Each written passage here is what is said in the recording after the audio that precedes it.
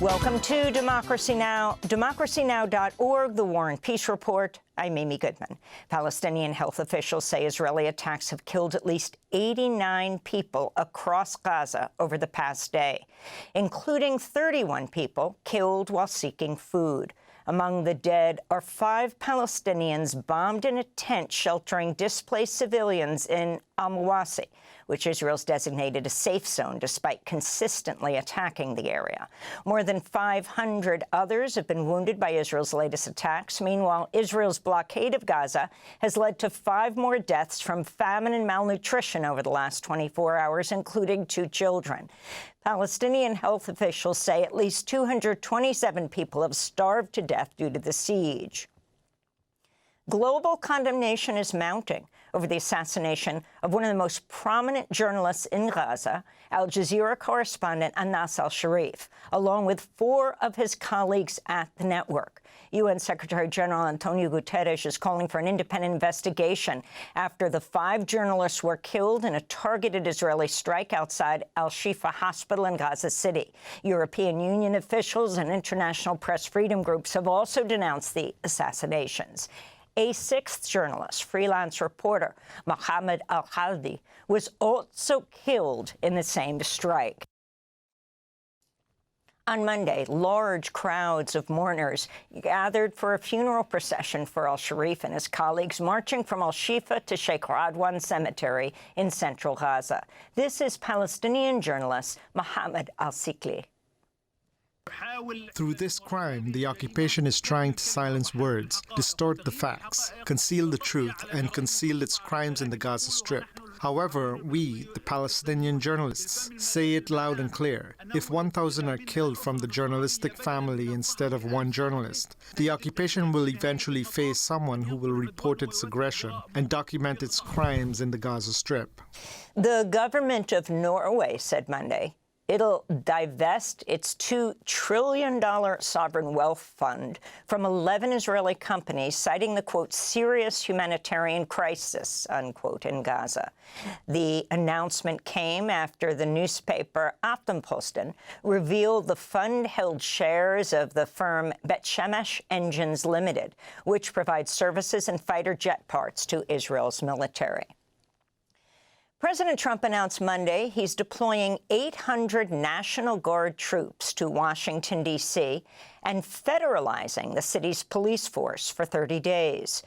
Speaking to reporters alongside Attorney General Pam Bondi and Defense Secretary Pete Hegseth, Trump claimed crime is out of control in D.C., despite the fact that violent crime there is at a 30-year low. Our capital city has been overtaken by violent gangs and bloodthirsty criminals, roving mobs of wild youth, drugged-out maniacs and homeless people. Trump also said he would clear encampments of unhoused people from D.C. without providing plans of where they'll be relocated. D.C. Mayor Muriel Bowser called Trump's proposals unsettling and unprecedented, but conceded Washington, D.C. would observe his orders.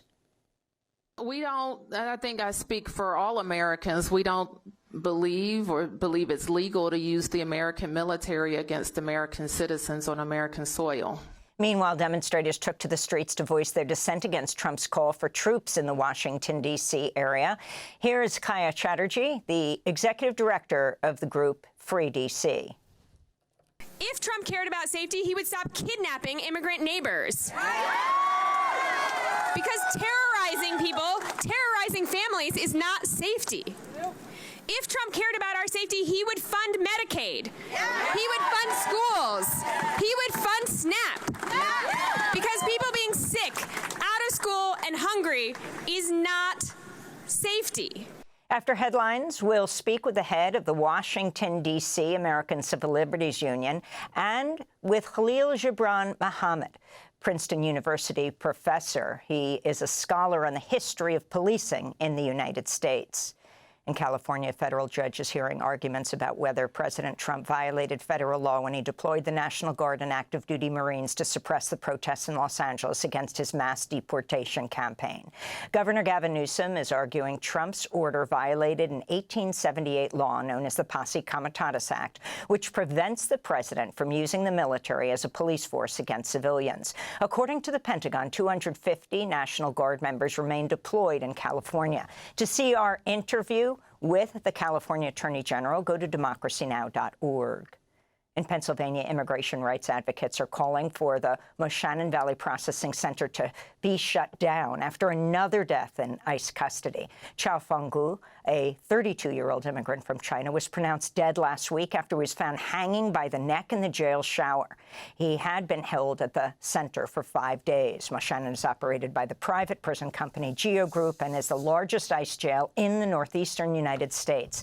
This comes as the number of people detained in immigration jails has surpassed 60,000, a record high.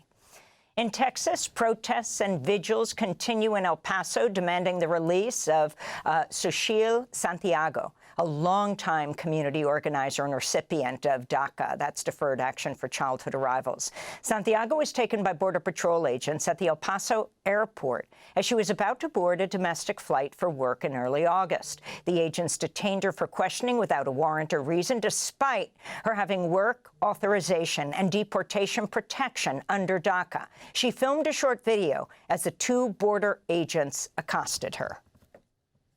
We're going to question you in regards to your documents. What's the questioning for? Downstairs, we'll talk about it. What's the questioning for? How you got the permanent authorization? I need to have my lawyer here. Catalina Xochitl Santiago is being held at an ICE jail in El Paso. In Atlanta, police say a gunman who harbored conspiracy theories about COVID-19 vaccines fired 180 shots at the headquarters of the U.S. Centers for Disease Control during his rampage last Friday, killing a police officer and terrorizing public health workers who scrambled for shelter as bullets riddled 4 office buildings. The suspect, Patrick Joseph White, was armed with 5 guns, including a rifle. Neighbors said he strongly believed vaccines had hurt him and were hurting other people.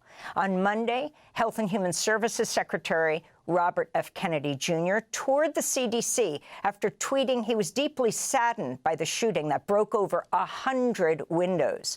This comes after Kennedy froze hundreds of millions of dollars of funding for vaccine research and oversaw the layoffs of more than 2,000 CDC workers, including public health experts studying gun violence.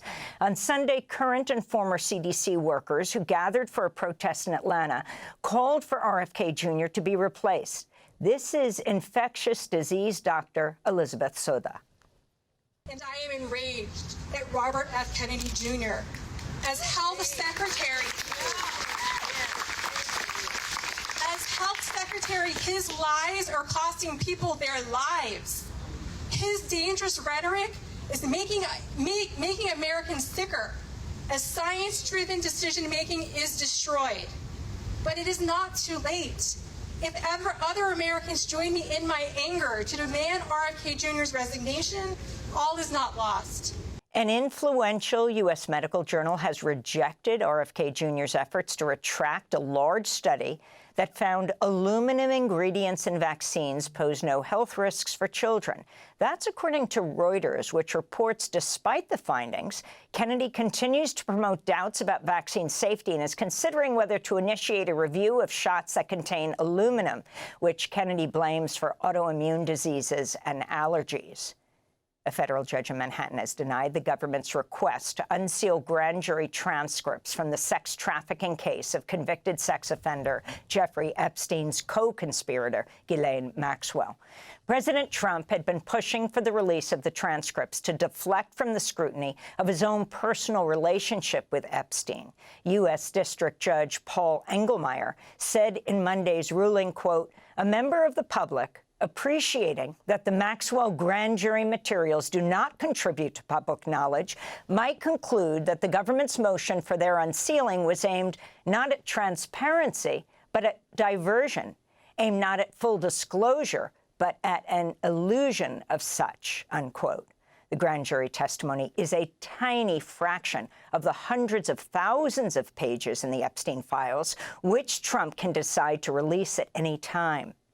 Meanwhile, NBC News is reporting the minimum security prison camp in Texas, where Maxwell was recently transferred after speaking to Deputy Attorney General, has stepped up security since it's not designed to house convicted sex offenders. It's not clear how much that new security is costing the public. Iraq's energy ministry says it's restoring power after a power outage hit central and southern Iraq amidst record heat fueled by the climate crisis. Temperatures in the capital, Baghdad, reached 50 degrees Celsius or 122 degrees Fahrenheit. Meanwhile, southern Europe is experiencing a deadly heat wave with temperatures in some areas topping 110 degrees Fahrenheit. In Italy, a 4-year-old boy died of heat stroke. In Spain, at least one person has died from burns, while thousands more have been forced to flee fast-moving wildfires.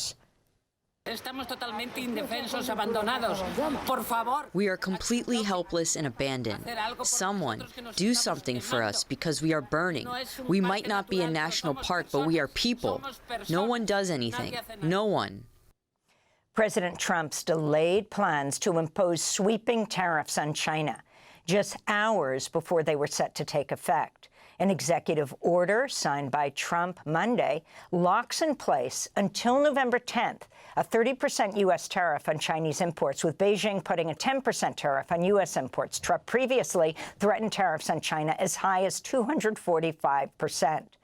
Congress's budget arm reported Monday Republicans' massive tax and spending bill, dubbed by Trump the One Beautiful Bill, will further widen the gap between rich and poor. The Congressional Budget Office found the wealthiest 10% of households are set to take home an additional $13,600 a year. Meanwhile, the poorest 10% will lose some $1,200 in annual income and benefits. Some 4 million people, including 1 million children, will lose significant amounts of food aid. Meanwhile, President Trump's named a new commissioner to lead the Bureau of Labor Statistics, replacing the commissioner Trump fired earlier this month after the BLS released a weaker-than-expected jobs report. Trump's nominee, E.J. Antoni, is chief economist at the Heritage Foundation, the right-wing think tank behind Project 2025. Antoni's frequently questioned the Bureau's jobs data and methods. After Trump was elected, he posted on X, Antoni posted on X, "Doge needs to take a chainsaw to the BLS," unquote. And in Pennsylvania, at least 2 people were killed and 10 others injured Monday as a U.S. steel plant outside Pittsburgh exploded. Witnesses described a massive shockwave that sheared away part of a building while billowing black smoke forced nearby residents to shelter in place for several hours due to fears over air quality. It's not the first industrial accident at the plant.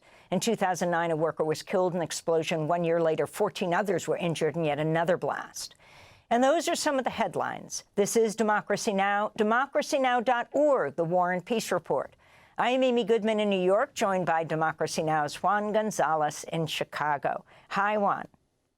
Hi, Amy, and welcome to all of our listeners and viewers across the country and around the world. Thanks for watching Democracy Now! On YouTube. Subscribe to the channel and turn on notifications to make sure you never miss a video. And for more of our audience-supported journalism, go to democracynow.org, where you can download our news app, sign up for our newsletter, subscribe to the daily podcast, and so much more.